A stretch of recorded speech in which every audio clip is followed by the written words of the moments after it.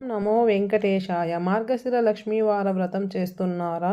ఈ వ్రతం చేస్తున్నారంటే ఈ రంగు దుస్తులు ధరించండి. ఎరుపు కానీ, పసుపు కానీ, ఆకుపచ్చ కానీ, ఈ 3 రంగులలో ఏ రంగులు ఉన్నా కూడా ధరించి శ్రీ మహాలక్ష్మి సమేత విష్ణుమూర్తికి పూజించారంటే చాలా మంచిది.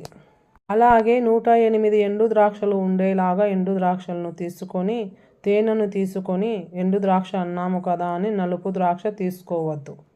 తేనెలో ఎండు ద్రాక్షలను ముంచి 108 నామాలకు 108 సార్లు శ్రీ మహాలక్ష్మి సమేత విష్ణుమూర్తికి సమర్పించాలి.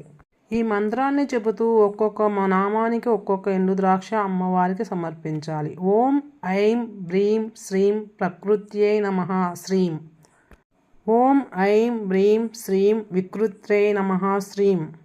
అదేనండి లక్ష్మీ అష్టోత్తరాలకు ముందర ఎనికిల ఈ బీజాక్షరాలను పలికి ఈ ఎండు ద్రాక్షలను అమ్మవారికి సమర్పిస్తే ఆ ఫలితం అమోఘంగా ఉంటుంది.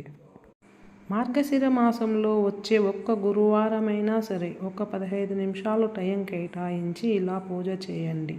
అమ్మవారి అనుగ్రహాన్ని పొందండి. లేదు మేము అన్ని గురువారాలు ఇలాగే చేస్తాము అంటే ఇంకా అమోఘం. అమ్మవారి అనుగ్రహము అపార లక్ష్మీ కటాక్షం కలుగుతుంది.